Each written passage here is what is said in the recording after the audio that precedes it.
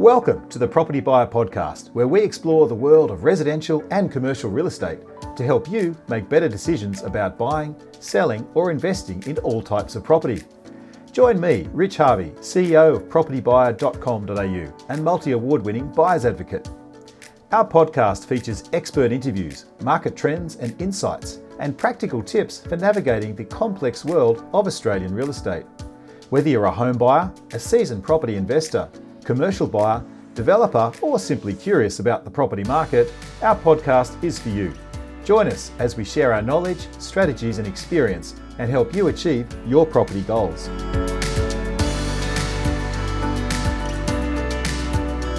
Well, welcome to another edition of the Property Buyer Podcast. We've got some great insights for investors today looking for top value suburbs with a limited budget. One of the biggest issues facing property investors today is identifying locations where they can get strong capital growth and high rental yields for around 500k. I get asked every day of the week, Rich, where's a good place to invest? But I've only got 500k. Well, by the end of today's podcast, you'll have many answers to that question. But I also get asked, Rich, can you find a decent property that will perform and give me both capital growth and positive cash flow?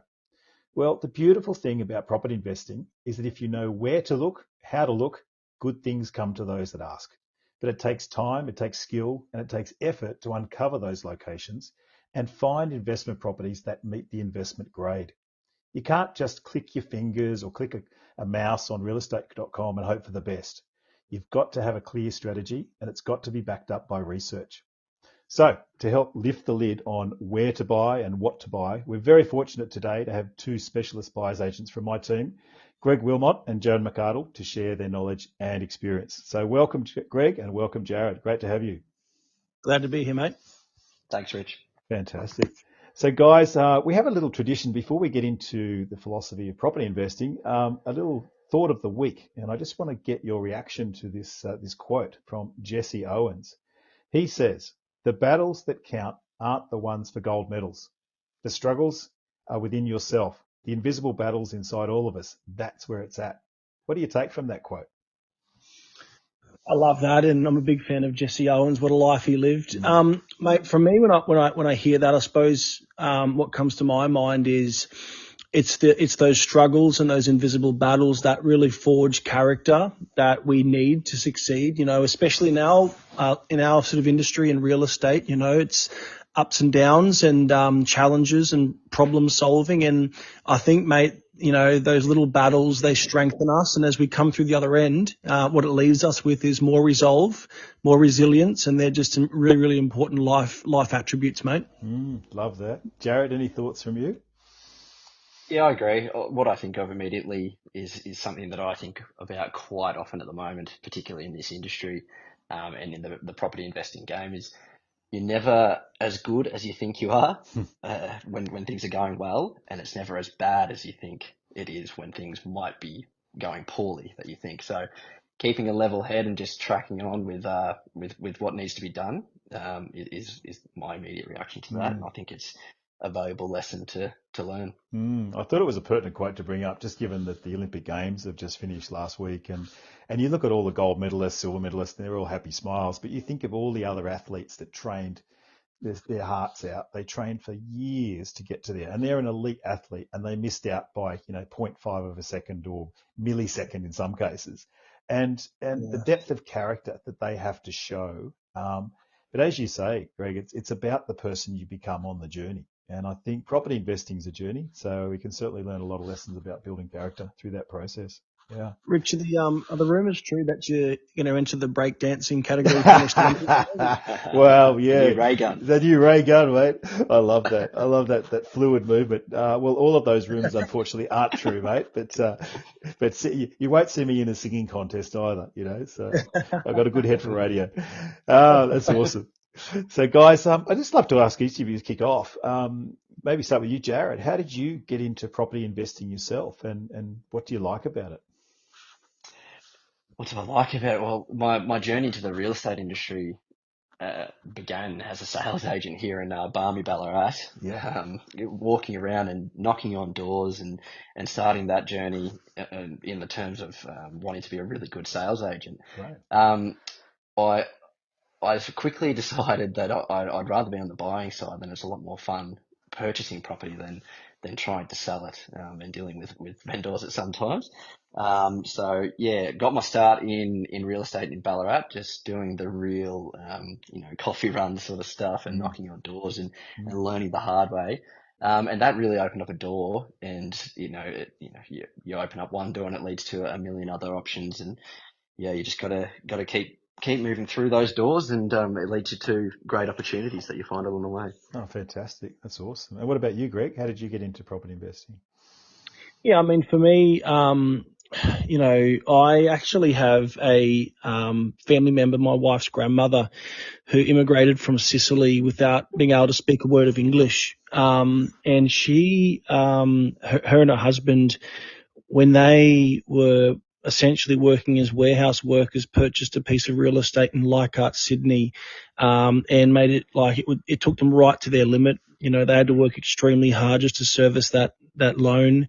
And I saw firsthand when I met my wife and what that purchase meant for that family, the power of investing and at the right place at the right time, and what it can mean for, generational wealth and opportunities, as Jarrod mentioned. And so that for me, even though I was at university at the time and not in a position to invest myself, was a real eye opener. And so having seen that firsthand, I was sort of made up in my mind that, when I'm in a position to, and obviously starting small with, lower end purchases, I wanted to get into this space. And, I followed suit, and my wife and I, we bought a little property in the Sunshine Coast, just before the hospitals were built, and we saw that perform really well. And obviously we've gone from there and I suppose scaled somewhat. But for me, Rich, it's really just having seen firsthand what good decision making can do in terms of creating generational wealth and options for your generation and future generations. And I really wanted to follow suit.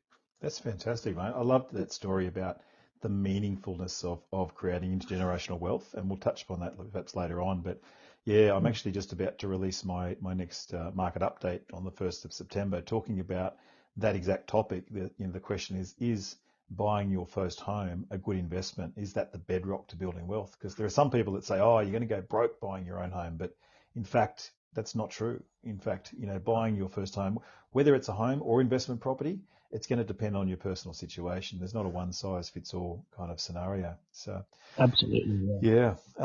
Guys, tell me, each of you, what's your sort of read on the current state of the property market? Do you think now is a good time to invest in sort of mid 2024? Do you want me to jump in there, Jarrod?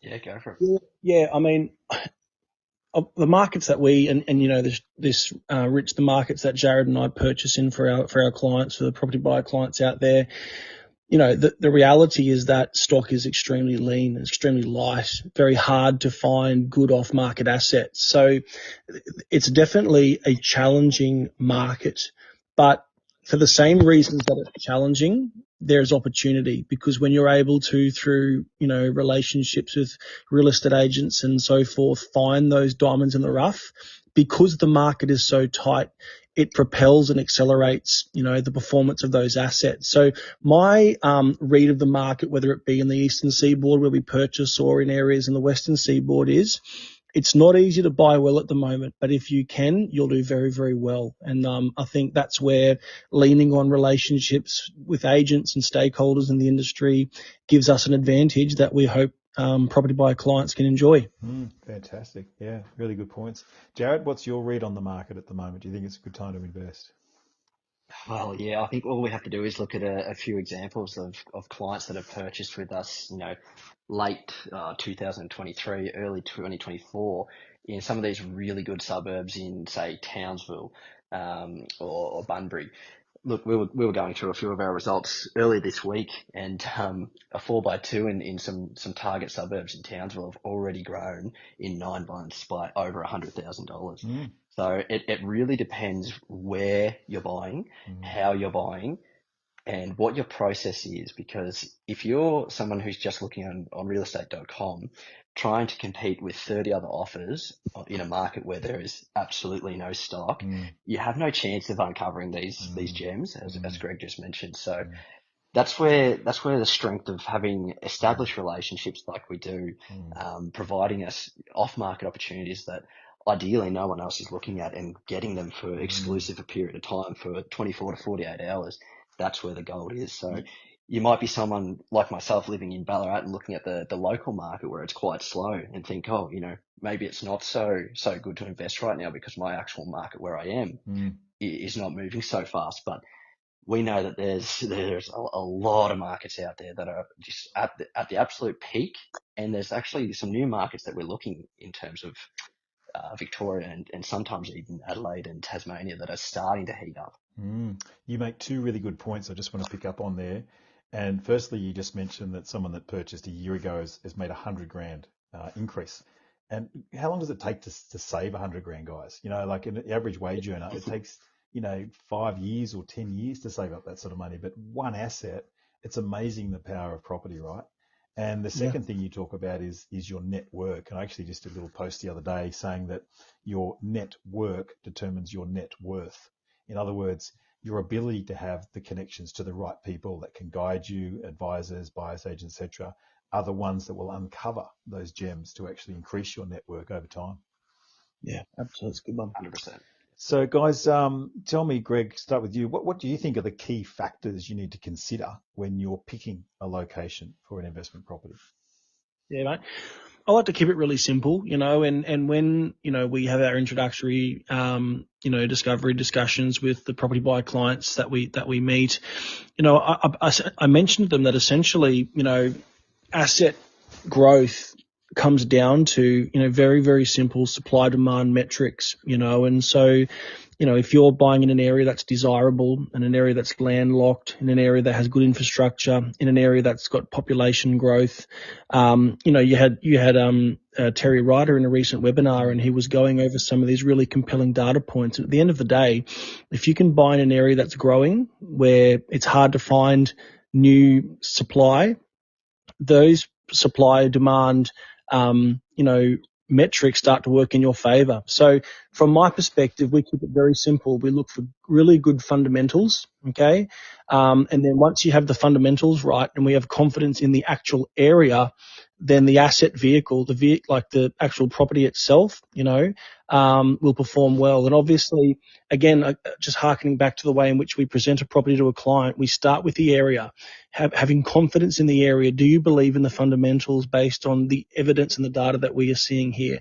When that answer is yes, only then can we start actually looking at the property itself. And then it comes down to block size, configuration, how appealing would a particular property be for tenants? And so as you begin to work through those high level, data points through to the actual property itself, as you tick those boxes, only at that point do we deem something investment grade. Okay. So we keep it very simple. We look at the relationship between population growth and supply in an area. And then obviously, what we love about Terry Ryder reports is he spends a lot of time talking about the economy. What's the representation across industry? That's really important as well, having a robust economy. So we cover all of those elements. But once we believe in the area, we then go find a great property, and we believe it'll perform well for clients.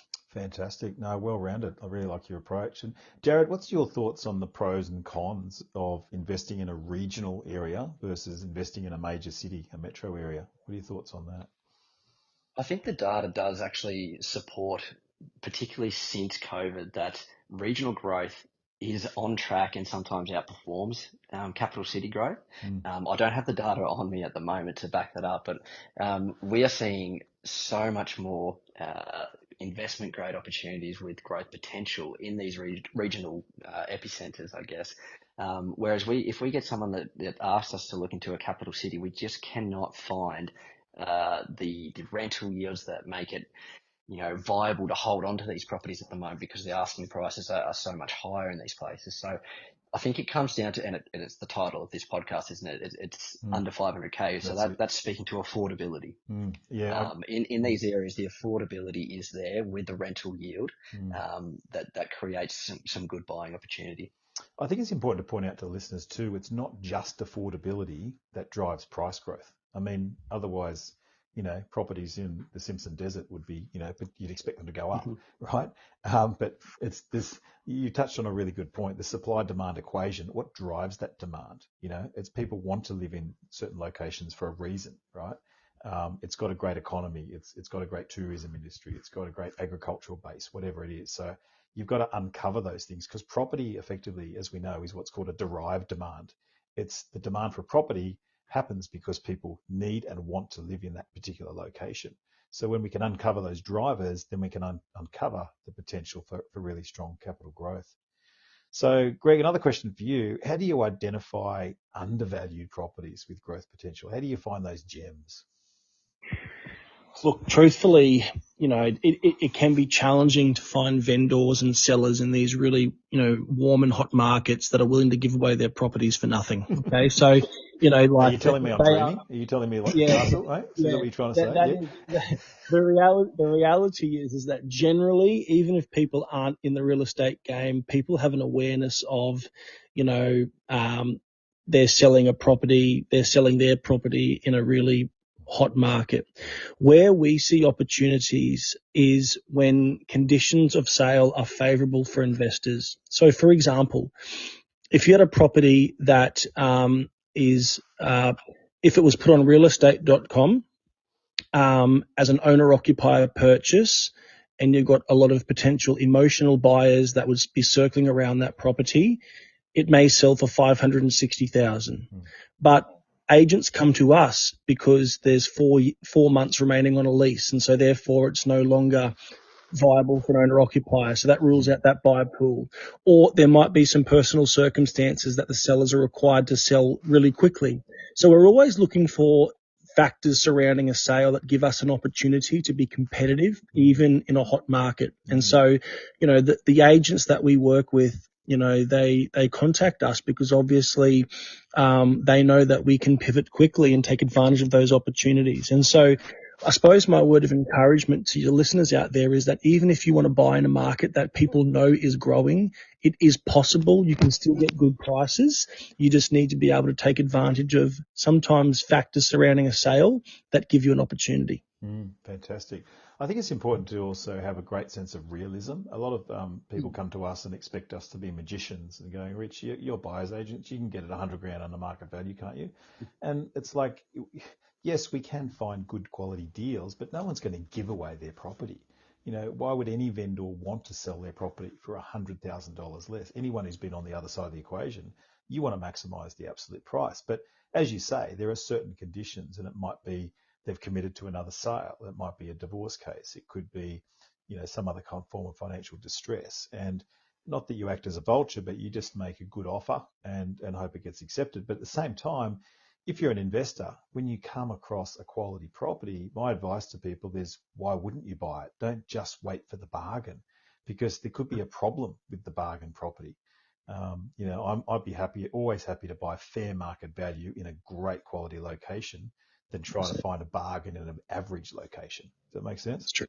Oh, yeah. 100%. Yep. So maybe, Jarrod, a question for you around finance. How can investors typically finance investment properties when we're looking at this lower budget of $500K? Are there any particular tips that they need to have, or any structures they need to have around financing? Well, I'm probably not the one to ask. Well, maybe I'll ask you this question a different way. Maybe are there any blacklisted areas? Like some banks, are a bit, guarded, or they'll have a lower loan to value ratio. Do you find in any of the areas that you're buying that there's been any problems with any of the investors you've had buying in these areas with their funding? No, we haven't had really many issues at all pop up in the areas that we are currently buying in. No. That's good, yeah. Well, I think there are some, just on that, Rich, and I think it's a great question, and Jarrod's absolutely right. The areas that we're buying in do have strong fundamentals, and they've also got strong comparables, so like we rarely have issues with valuations as well, because there's so many recent sales that support a particular purchase price. Some of the anomalies that we've come across that are worthwhile for your listeners to listen to pick up on is, for example, there was an opportunity we had a couple of weeks ago where there was a Telstra pole that was like 50 meters away from a property, and maybe investors wouldn't know, but that's a red flag for some banks. And so sometimes there is infrastructure surrounding an area or a particular property that can be problematic. And if you don't have that awareness and you jump forward on a property because you think it's a great deal, you may get a nasty surprise, and so just little things like that, infrastructure that can be challenging, is good to be aware of as well, mate. Yeah. Excellent. So just tell me briefly, I'm going to get into some areas in a minute, but actually maybe we save that for the areas, but are there any particular risks for this sort of budget? Like when you're looking at 500 or under, are there any kind of risks that you need to mitigate against in particular? The ones that would pop into my head straight away, Greg, I'll take the lead on this one, is in the more affordable areas. It's more common to have a spattering sometimes of housing commission, for example. When we're doing our due diligence process, checking properties viability, we don't want to be directly across or right next to some housing commission properties, just because in terms of resale value down the track, it's just going to be a factor that's going to lead someone to go somewhere else potentially. Yep. The other thing that I would say is in a few other areas, such as Townsville, Mackay, there are elements of natural disasters and flood risk. Now we do our best to check everything, and we make sure that we've got all the resources on hand to steer well clear of those things. Yeah, exactly. That was going to be my point in case you didn't mention it. We get asked, even just buying around Brisbane, aren't all the properties flood affected? No, a very, very small percentage are, but that's part of your due diligence process, is to uncover those particular risks and make sure that the clients, we don't buy, obviously, in a major flood zone or in areas that's going to be majorly affected. Yeah. We really appreciate you tuning in to the Property Buyer Podcast, and I hope that you're finding our expert interviews helpful. So that we can keep providing this information and growing our audience, we rely on word-of-mouth recommendations. If you found this information useful, could I please ask you to share this podcast with your friends, family and colleagues, and ask them to subscribe to the Property Buyer Podcast. It would be a big help, and we'd be very grateful for your support. Thanks once again for sharing the links, and now let's get back to the podcast.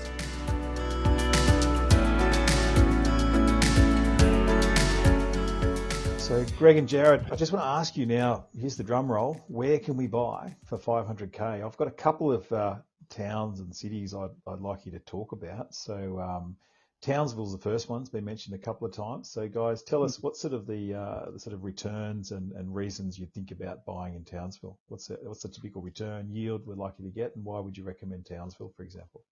Well, mate, we love Townsville because the fundamentals are just so compelling.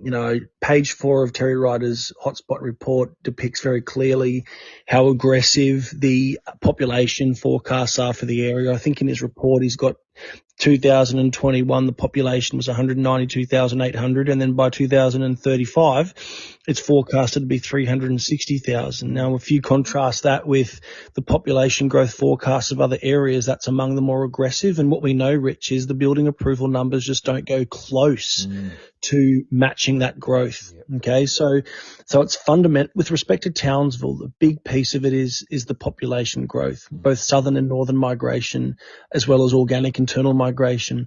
The other thing as well that we love about Townsville specifically, Rich, is that the economy is quite robust and quite diverse. When we look at the breakdown of employment by industry, we don't see any sort of transient, short-term, boom and bust type industries. We see health, social assistance, construction. We see industries that are ongoing. They're safe. And so we love the population growth picture. We love the robust economy, and we love the fact that you can buy good land size as well. Okay, we know that land really appreciates in value in Australia historically, and for that $500,000 price point in Townsville, you can certainly buy a healthy piece of land and a nice asset. So that's how I'd sort of summarise Townsville. Fantastic. Cool. Okay, who wants to take the lead on Mackay? Is our next one. What's the pros and cons of Mackay, guys? I can jump into Mackay there, Greg. The number one thing we love about Mackay is the massive household income on average. It's much higher than everywhere else. So we're getting a lot higher rental returns and rental yields. So that really helps with servicing. And quite often we're putting in our first time investors into Mackay just because that first purchase into a portfolio really needs to have a nice strong cash flow that can help you then springboard onto the next purchase. So that would be the number one most attractive thing into the Mackay market. The other thing would just be the lifestyle factors that are in Mackay. Not too dissimilar to Townsville and most of Queensland in general, but it is a beautiful town. And what I would say is the third factor is we really nail down our purchasing into really three main suburbs that have all of the factors that Greg outlined in an earlier question. So we only go for landlocked suburbs in Mackay. There's a couple there that are just, the supply versus demand that are close to the city. So just to confirm, Jarrod, you stay away from the fringe sort of greenfield sites on the fringe of that city or any of the other cities, right? Yeah, we don't want to be buying in a brand new estate, for example. So if something was just built last year and there's 300 new dwellings being built around the street, around the corner, that is going to interrupt the supply versus demand ratio. So it's going to stagnate your growth long term. So as I said, we want elevated areas so there's no flood risk and landlocked so there's no extra supply coming in. What sort of price would you be paying for a house in Townsville, like an investment grade house? What sort of numbers? Can you just run some numbers past me? Well, a couple of your very own clients, property buyer clients, just recently, as an example, Rich picked up a property for $462,500, currently being rented for $550. So extremely strong rental yields. That's a low set brick property on a generous 804 square block. So, and again, in one of those three suburbs that we buy in, so there's an example of how much house and land you can get in those areas and the rental yields being so strong. And that was a 3-bedroom low set brick for sort of recent 4-bedroom builds. We are looking into the early to mid 500,000s. But again, what we see for those 4-bedroom larger builds in those key suburbs is, rental incomes in the realm of mid 600s. So that yield still sits well above 6%. And can't reiterate that point Jarrod made enough. There is the yields in Mackay are abnormally high. And that's certainly one of the features that we love about Mackay for sure. That's excellent. No, great to see you getting some 6%ers. That's fantastic. And who wants to tackle Rockhampton? Greg, do you want to have a go at that one, or Joe? Yeah, like very similar story for Rockhampton. Again, there's actually 4 main suburbs that we pinpoint in Rockhampton for many of the same reasons that were highlighted with Mackay. The driest and the most landlocked. Okay, so we look for suburbs that have a better flood profile, and whether it be Townsville, Mackay, Rockhampton, Bundaberg, there are areas that have very good flood profiles and areas that have less desirable flood profiles. And so the 4 suburbs that we look for, that we buy in Rockhampton, are both landlocked and dry. Okay, so that's the first thing. With regard to price point and yields, look, the price points are similar. Yields are slightly lower, but there are some really great growth drivers in Rockhampton that are similar to the drivers in Townsville and Mackay with respect to population growth. And again, Terry Ryder highlights that really effectively in his reports. Many of those same fundamentals are true of Rockhampton. Fantastic. And just give me some numbers in Rocky. What are you paying for a house? What sort of return can you possibly expect to get there? Yep. Well, I mean, like we love the high 400s, low 500s number in Rockhampton. We find that that's a number that will give you a combination of healthy land component. You're spending enough to get a property that's not falling apart, that's low set brick or recently built in the last sort of 10 to 15 years, and is generating that close to 6% number. Okay, so we don't like going too high. Like when we start seeing prices above 600,000, we don't really want to go there in these areas because though the properties are nice and they might be great for owner-occupiers, the yields are dropping off. So Rockhampton, we love those 4 suburbs. We won't give them away online here. And we look for the high 400s, low 500 as a pricing spectrum, and generous blocks with nice low set brick 3-bedroom and 4-bedroom constructions. Excellent. Okay. So, Greg, tell us about Adelaide North. That's another suburb on your hit list. Yeah. So we target Adelaide North, Rich, because obviously, again, the price points that we try and target for our clients are around that $500,000 price point range. And Adelaide North is, one of the remaining areas in Adelaide where that's realistic and achievable. Areas like, Salisbury, Elizabeth Drive, those sorts of areas in around that North Adelaide precinct, where we're able to get low set brick properties on decent block sizes for that sort of $500,000 price point. So when we think of North Adelaide, those specific areas, it's largely price driven. There aren't that many places remaining in Adelaide where you can pick up a quality asset at that $500,000 price point. We know that Adelaide's had significant post-COVID price growth. And so it's more of a pricing cap. If clients say to us, Greg, we really want Adelaide, this is our price point. We know we're looking at North Adelaide. And again, we have really good agent contacts there that give us good off-market stock for sure. So it's price capped, and there are still opportunities in that North Adelaide pocket to get great assets at that $500,000 price point. Especially when Adelaide's median house price is now over 850,000. Like, it's remarkable. Yeah. Brisbane's almost 970. It's going to surpass $1 million this year, but Adelaide's well on its way. So it's certainly a city to watch. But to get that cheaper price, it's like Western Sydney was, many years ago. We were buying for a lot of our investors out around, Penrith and Colleton for like 300K, and that quickly went to 600K, and now it's like 800, almost 900K in some areas, or more. Okay. So it's just continual price growth because of the bottom end comes up a lot faster. Let's quickly flip to the other side of the country. Let's talk about WA, Geraldton. Who wants to dive in and talk about Geraldton? I'll take Geraldton. Yeah. I really like Geraldton. It's a couple of hours north flight of Perth, so I think we will discuss what the Perth market's doing currently and why we would tell people to stay away from Perth at the moment, because it's at that real peak. Geraldton, on the other hand, is sort of an independent economy and an independent market from Perth. When people think about WA, they immediately just think Perth straight away. Well, there are other markets in WA that have their own economy, have their own population growth, have their own infrastructure spend that are still kicking on the growth factors in these markets. And just compared to Perth, it's just so much more affordable in most suburbs. Fantastic. And what about Bunbury? It's a pretty attractive town. What's the attraction of investing in Bunbury? Yeah, Bunbury, we're doing a lot of purchasing in Bunbury at the moment for clients. It's got that sort of dual, it's got a lot working for it. It's the lifestyle factor. So being, close to the coast. So there's a real lifestyle, narrative with respect to the desirability of Bunbury. But there's also, again, the price growth in Perth, which we're finding is pushing price points pushing price points up as you move out. So we've seen Rockingham and Mandurah as you move south really go up a lot. Bunbury as well is a beneficiary of that.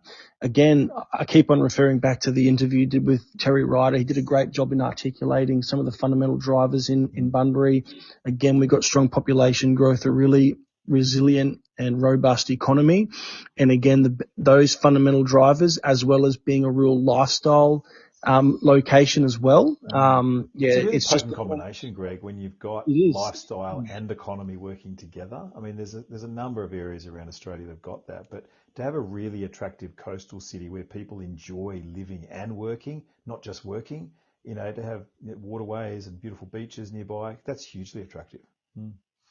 It is massively attractive. And, I suppose nationwide, the work from home culture and technology that allows for that has really benefited many of these locations that aren't central to a city. In Bunbury, I've spoken to a lot of agents that have spoken of, how much activity there's been in Bunbury and how work from home technology has really impacted that area specifically. If you think about someone that has to previously had to go into a Perth office, 5 days a week, living in an area like Bunbury is just not viable. But, all of a sudden now it's once or twice a week and then you work from home. All of a sudden there's a whole new pool of people that are happy and want to live in Bunbury, and it's viable because of their work arrangements, and it wasn't previously the case, So that's another factor. And last one in WA, what about Mandurah? It's often been talked about, the transport connections and the distance from Perth, but what's attractive about Mandurah for investors? Can I piggyback off that, Greg? Yeah, you want to jump in? You want me to go, mate? You go. Yeah, so Mandurah again, post-COVID, Rich, as we've seen that pricing surge in Perth, even areas like Rockingham started to sort of go beyond the typical sort of that $400,000 to $600,000 price point investment sweet spot. And so Mandurah became the area where there was that unique blend of access to Perth through the Mitchell Highway upgrades and rail upgrades, as you've mentioned, but also it's still sitting in that sweet spot, that sort of $400,000 to $600,000 sweet spot where the yields are nice and strong. Okay, so what's Mandurah got going for it? Well, it's got access to Perth. It's got access to a coast. It's got a price point that allows for nice, healthy land component, recent builds. So, we're not having to deal in fibro or high sets, and the yields are still nice and strong. Okay. And so, as we start going further north from Mandurah, Rich, that just does not become a possibility, So we love Mandurah for those reasons, and we've seen tremendous growth in Mandurah. Clients that were buying there mid last year are in a great position now because of, those growth drivers, ensuring that it's performed as well as it has. Fantastic. Excellent. So, Jarrod, I'll throw to you now for these last two that I want to talk about. So not too far from the city of Melbourne is Geelong. Tell us about why you'd recommend any investor thinking about the Geelong region. Well, other than the obvious reason of they're home to the mighty Geelong Cats, which are probably the most one-eyed supporter ever. Come on. And a great, the Swannies will take redevelopment. Day of the week, mate. Seriously. Oh, mate, the Swannies are stumbling at the most important time. So Geelong has got a massive mix of really attractive lifestyle reasons down there. It's obviously built right on the water, and it's the gateway to the surf coast all the way down along the Great Ocean Road there, which is a massive tourist attraction, should I say. It's incredibly close to Melbourne. A lot of people commute there, and post-COVID, as Greg mentioned, a lot of people are finding it that they don't have to live in the city centre of Melbourne, which not everyone really enjoys. So they can move to places like Geelong or Ballarat in regional Victoria, and that's really pushed on the markets there immediately after COVID. Now, they did cool off in the last 18 to 24 months, but we are now seeing some good indications that these two markets are ready to go. So Geelong, for example, obviously has a massive economy. They're sitting currently around about 300,000 people in terms of population. It's predicted to jump to just shy of 400,000 by 2041. So massive growth anticipated there, big economy, lifestyle factors, tourism, and of course the best club in the land. All right, and tell us about your hometown too, Ballarat. It's often was talked about with a lot of other property gurus in the past, but is there any gold still to be found there? Not really. I hear they put fake gold in the stream from Sovereign Hill here. But tell us about the property gold, mate. The property gold is what you're after. Yeah.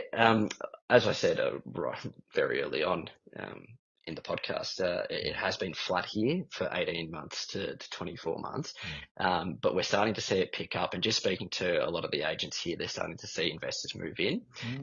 Now, what you've got to contend with is slightly lower rental yields currently. But they're anticipated what to pick up in the moment in Ballarat? Yeah, so instead of getting your 5.5 to 6% that you might get in Mackay, currently a good yield would be 4.5 to 5. So it's not a death sentence in terms of serviceability, but it is slightly lower at the moment. Yeah.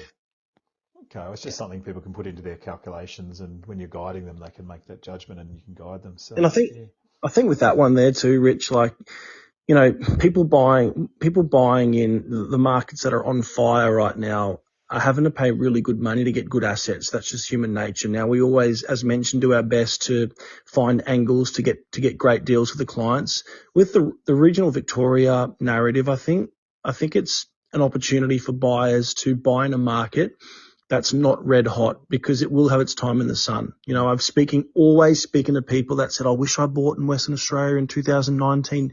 Imagine how much money I would have made if I bought in 2019. Well, in 2019, people weren't all over Western Australia, and they are right now. So the narrative around regional Victoria is you may not be getting those outrageous returns right now, but it will have its time in the sun. And when it does, you'll own the asset.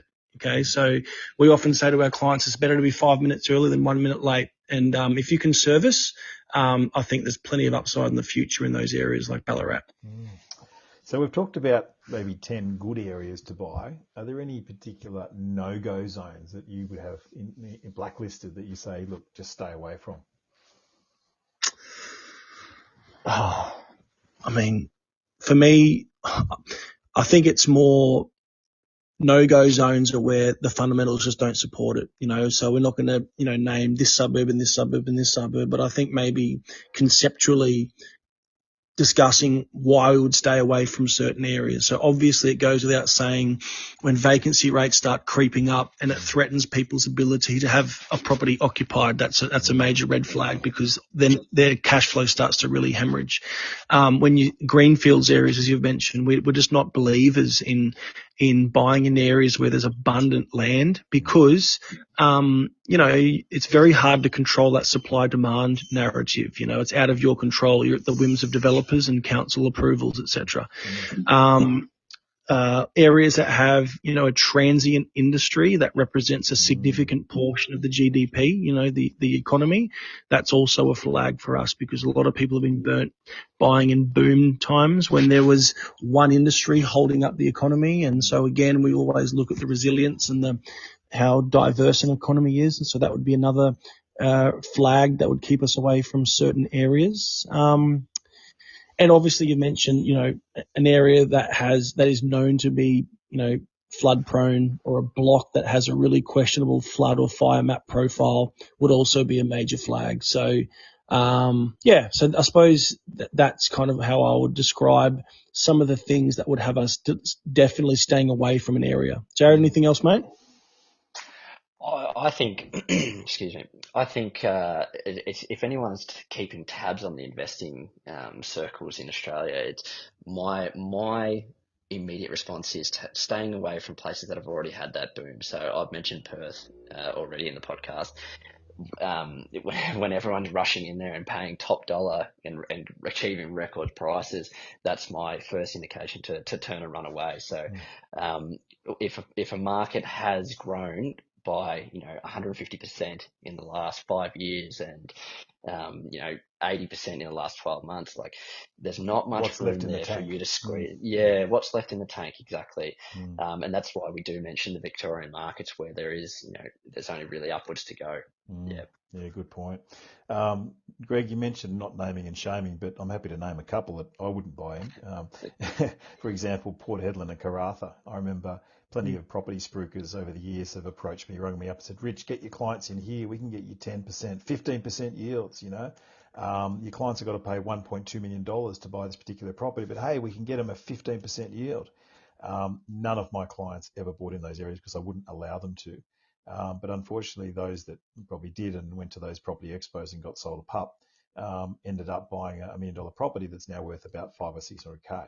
So you've got to be really careful about particularly, mining areas that have really, as you say, got a one industry type focus, because without that diversity of employment can lead to disaster if there's a change in the industry or the commodity cycle worldwide. So let's talk more about a practical question that I'd like to pose to you both for our listeners, and that is, how can an investor buy a property for investing in regional locations when they really don't know about the area or perhaps don't want to even travel to that area? How do they do that?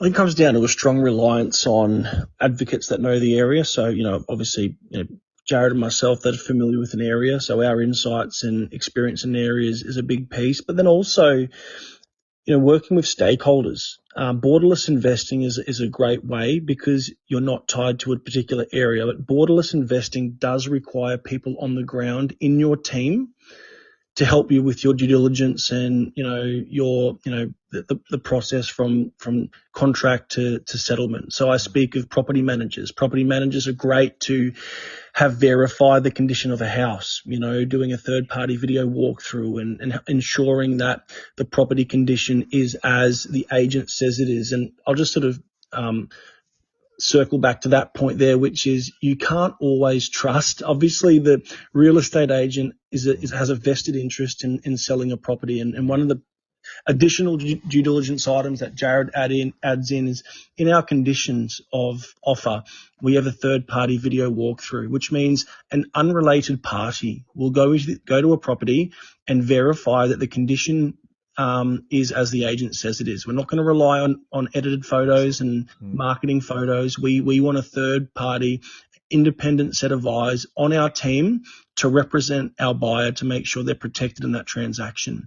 So that borderless investing is the greatest way, in my view, to create wealth, but you do need a team and you do need stakeholders that have those contacts. And so I suppose that's probably the major, answer to the most pressing answer to your question. Yeah, well, that's a really good one. And maybe just to unpack that a bit further, Greg, is there any other things that you do? I was going to ask you just in summary, what is your due diligence process? We've talked about uncovering these opportunities through your network of agents, and you visited these areas, you've been on the ground in these areas to find a property. But then when you found one, just run us very briefly just through the due diligence process. Yep. So I'll go through like the data tools we use, and then Jarrod will go through like the way we formulate a summary to give to the client. So obviously we have our team on the ground. So property managers, agents, third party stakeholders that work with us to verify the condition of a house, and they can get out there quickly, and that's all wonderful, as I've just mentioned.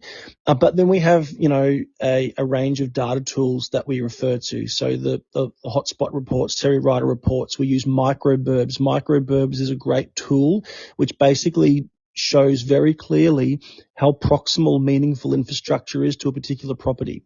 So we can type in any address in the country and be like, okay, we have a supermarket this far away, schools this far away, chemists this far away. And so it helps us assess the desirability of any property to a particular tenant. Obviously, we'll then use vacancy rate tools to assess how tight the vacancy is, because the scariest word in real estate is vacancy, obviously, so that's another due diligence item that we'll cover off. We then use RP data. We'll do an overhead search of ownership. Again, we try and make sure that there's not too much by way of PTY limited, industrial ownership in close proximity. Same is true of Department of Housing ownership. We know that does have a moderating impact on long-term growth. And so that's an additional due diligence piece that we add in as well. And so we literally walk the buyer through all of those analytics tools. So we'll have a Zoom call. We'll go through the hotspot report. We'll do the microburbs overview. We'll look at infrastructure in close proximity, vacancy rates, RP data, and obviously we also send a detailed summary. And so I think Jarrod will jump in now and just talk about what we include in that summary. Yeah, well, you did a pretty good job of covering a lot of that just there, Greg. So the other extra ones we chuck in there is, we want to make sure that we're going to have a strong cash flow. So we're going to do a cash flow analysis of the property, and that's based off, the purchase price, what your loan product is, what the current rent is, what that rent appraisal could jump to when that lease is up. So that's a really vital tool that's going to pass, because it's investing. We want to know the financial side of it. We want to know that the numbers work out. So that forms a part of it. Another thing that people forget in certain markets is the insurance quotes are going to be totally different from somewhere in Bunbury in WA, where an average insurance quote for 12 months is going to be $700 to $800. In Townsville, if you can get it under $3,000, you're probably in the ball game. So just massive differences there, and they're for obvious reasons. Yeah. So the flood risks that are seen in Queensland. No, really good point. Just on that, I mean, I've got a property up at Airlie Beach, and because it's in a cyclone area. I just can't remember the number, but I think it's about $2,800 or something. It's quite expensive. But even though the roof's all constructed with, extra tie downs and extra, bolts in the thing, you've still got to pay extra for the insurance. So it's a really good point to get that quote. Yeah, yeah. The other thing would be if we're in Perth, for example, or WA, where we're looking at a fire zone. We want to make sure that the property is not in a fire zone. We want to make sure that it's not in a flood zone. So we're going to have our online tools, and we'll search the property and make sure that there's no risk of that, and we'll have a screenshot of that in our folder that we send to clients, just to ease that anxiety about being in either a bushfire zone or a flood zone. Excellent. And then the final thing that we really need to have a look at is, are we buying at a good rate? Are we getting a good deal?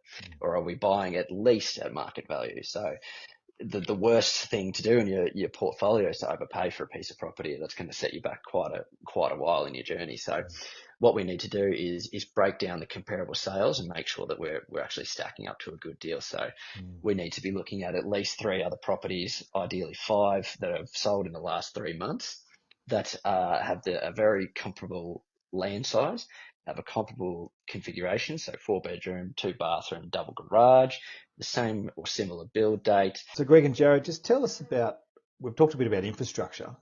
How important do you think that is in choosing an investment location, and what results have you seen from picking areas that have got really strong infrastructure growth?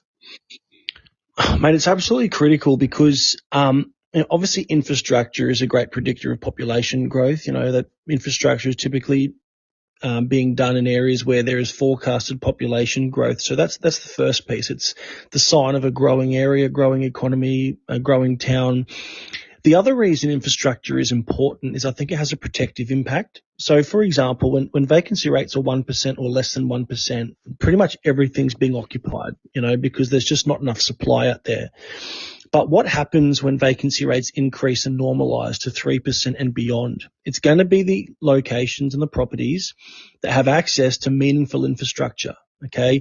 I think that buying properties with meaningful infrastructure has a clear protective impact on your asset to keep it occupied when vacancy rates will inevitably normalize. We know that vacancy rates is cyclical. It's not always going to be 1%. It will go up. It will go down. But one thing is always true. When you have a property that's close to meaningful infrastructure, people want to live there. And there's, that chance of it being unoccupied and vacant certainly diminishes when you have that infrastructure nearby. Yep, absolutely. It's just like, I couldn't agree more. Guys, I've got a couple more questions for you, and then I can let you off the hook to relax and get a drink. We often get asked, for investors, should I buy a new property or an existing property? What's your takeaway on that? Yeah, look, I think it all starts with, and I wanted to make this point earlier on, is property investing should actually be called suburb investing. So we need to be looking at these areas before actually looking at the actual dwelling that you're going to Couldn't purchase. agree more with you. Absolutely. Yep. So that's why we mentioned that we only buy in certain pockets of certain markets that have the factors that are conducive to growth. After that, we look at okay, well, what does that suburb actually offer in terms of a dwelling?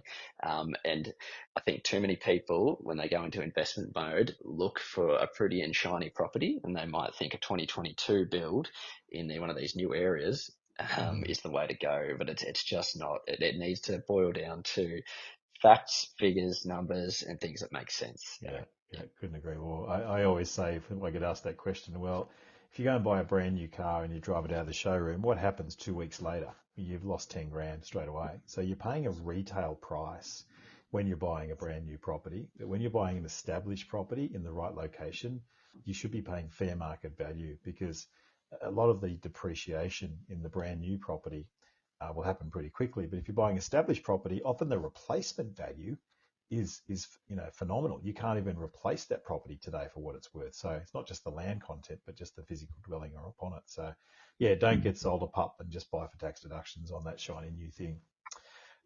Guys, any advice you'd give to someone who's like a first-time property investor? Often there's a bit of anxiety, procrastination, analysis paralysis going on. what would be just a simple advice you'd give to someone who's just looking to dip their toe in the water with their first property? Yeah, I'll take the lead here, Greg, and then you can jump in. I would say it's all about the team that's around you. You know, get some good solid advice from an accountant, a conveyancer, perhaps a buyer's agent. And just make sure that you're actually leveraging the team. What you're doing in property investing is using leverage to its full extent.